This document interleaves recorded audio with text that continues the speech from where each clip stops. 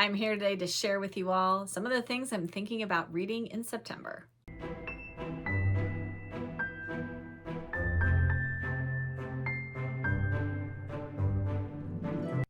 Hello, book friends. I'm Jen, and welcome to my reading life, and welcome to my September pile of possibilities. Well, it's actually a partial pile of possibilities, and I will share why in just a moment. I cannot believe that it is already September and we are heading into the final months of 2024. Where has the time gone? What happened to this year? It feels like it went by in the blink of an eye. And yet, some really wonderful things happened to me this year, including starting this lovely booktube channel. I'm so thrilled to be here and to have found this wonderful new bookish community. So thanks to all of you for that. I'm looking forward to the upcoming months, which are some of my favorites of the year, and talking about all things cozy and bookish and seasonal. And I have lots of ideas for some fun videos coming up soon. So stay tuned for that. But today we are here to talk about some of the books I am considering reading for September.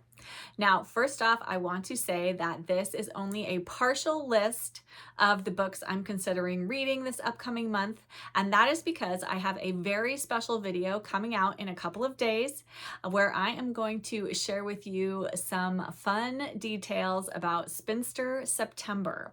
I mentioned this in my last video, and there was lots of interest in Spinster September, so I have something very special coming for you, and I'm going to share some of the books that I'm considering reading for that particular reading challenge in that video, so stay tuned.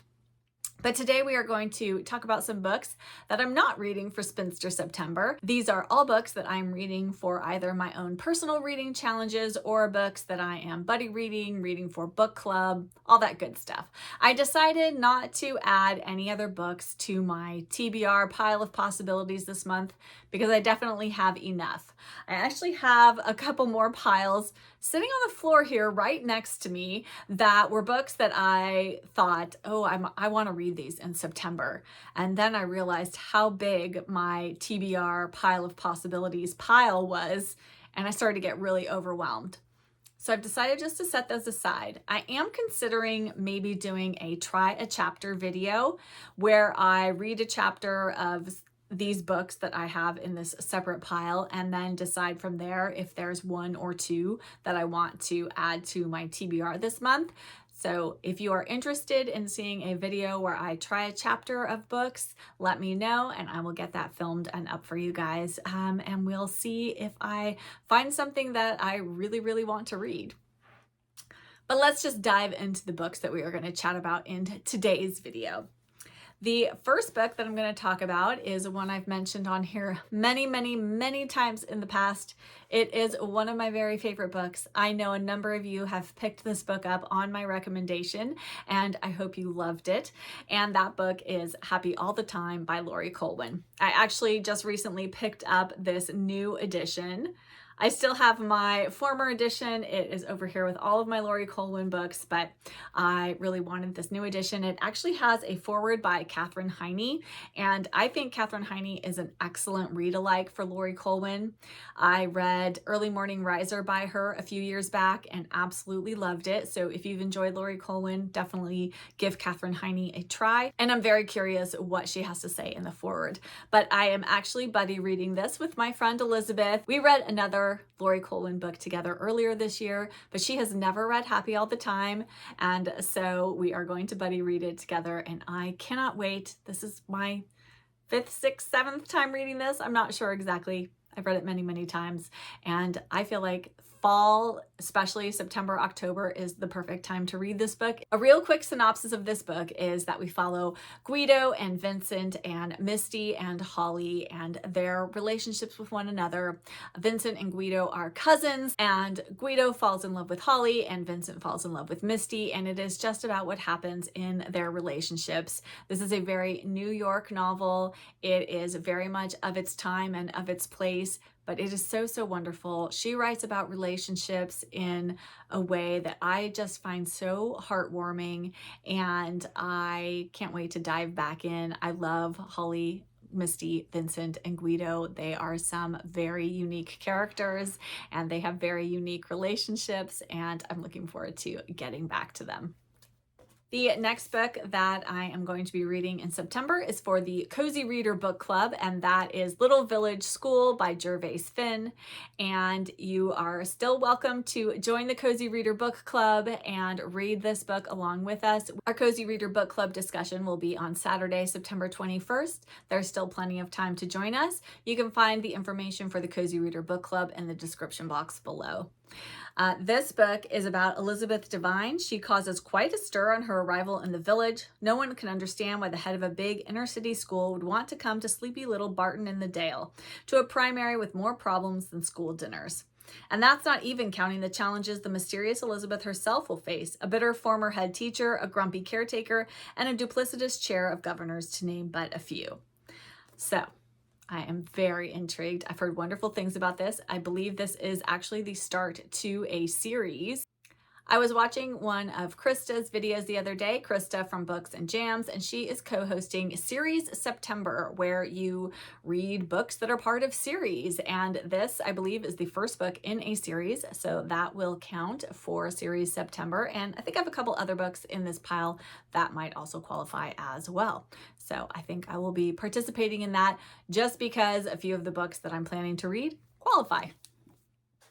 I'll have the link to Krista's channel and to the Series September video that she posted a little while ago in the description box below. And then the next book that I'm reading is for my Dorothy L. Sayers Lord Peter Wimsey read through this year, and that is the Nine Tailors. This is book 9 in the Lord Peter Wimsey series, and I'm very much looking forward to continuing on with Lord Peter. This says the 9 teller strokes from the belfry of an ancient country church toll out the death of an unknown man and call the famous Lord Peter Wimsey to confront and contemplate the good and the evil that lurks in all of life and in every human's actions. Steeped in the atmosphere of a quiet parish in the strange, flat, far country of East Anglia, the strange, flat, fen country of East Anglia, this is a tale of suspense, character, and mood by an author critics and readers rate as one of the great masters of the mystery novel.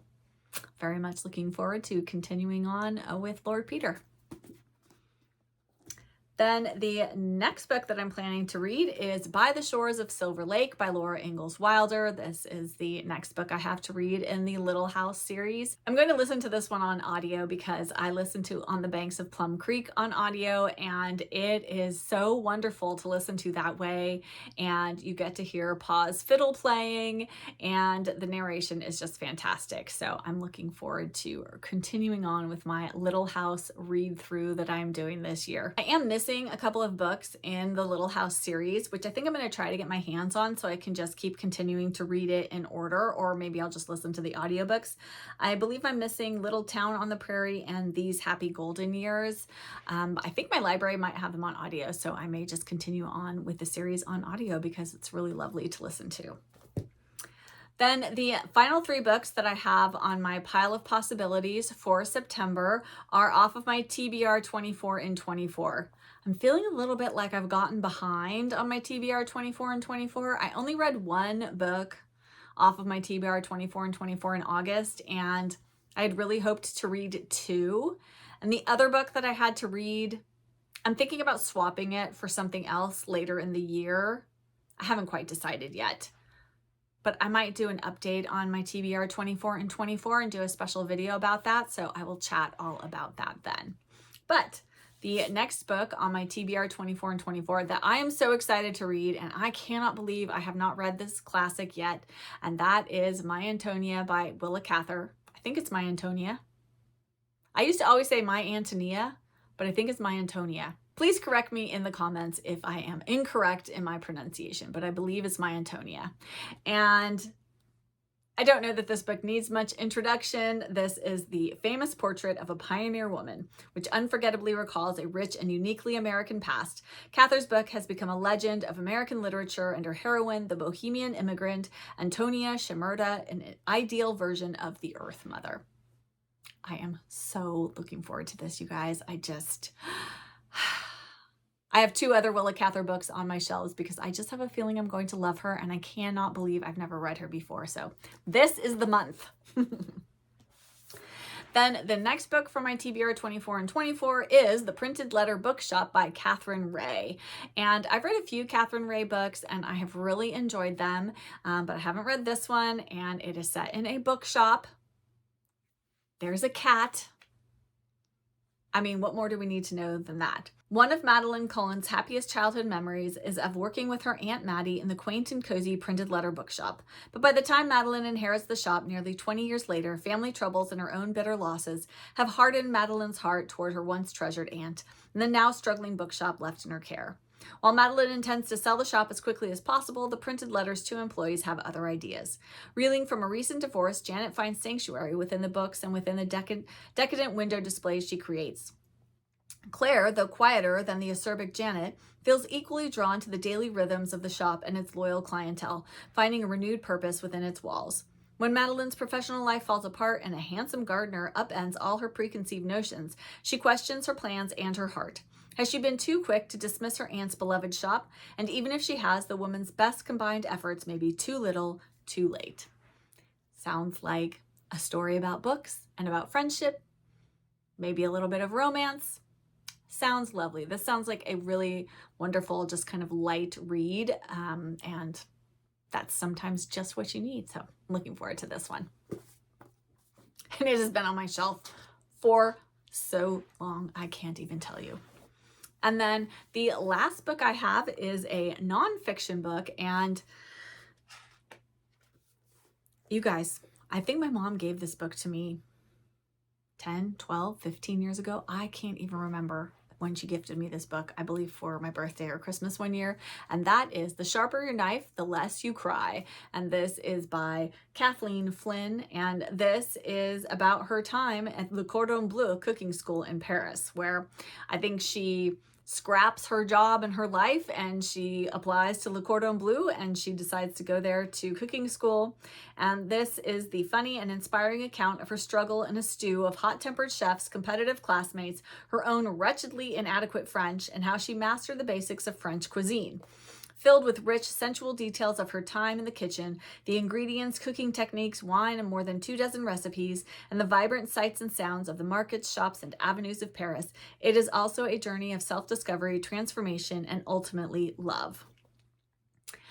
As I mentioned in the past, I really do enjoy memoirs that are about a specific moment in a person's life. So here we are following Kathleen's experiences at Le Cordon Bleu, and I am very much invested in that. And I love food writing, and I like memoirs about specific times, and I love things set in Paris. This feels like a win-win-win for me, and I am not sure why I haven't read it yet, but September is going to be the month, hopefully. And that is it. That is my entire pile of possibilities for September. Well, it's my entire pile of possibilities outside of Spinster September. So I have 7 books here, which I really, really want to read all of these. So I guess I shouldn't call it a pile of possibilities. I really should call this my TBR because I really want to get to all of them. And then I'm hoping to read a couple more books for Spinster September. I think I have been averaging about 9 to 11 books every month.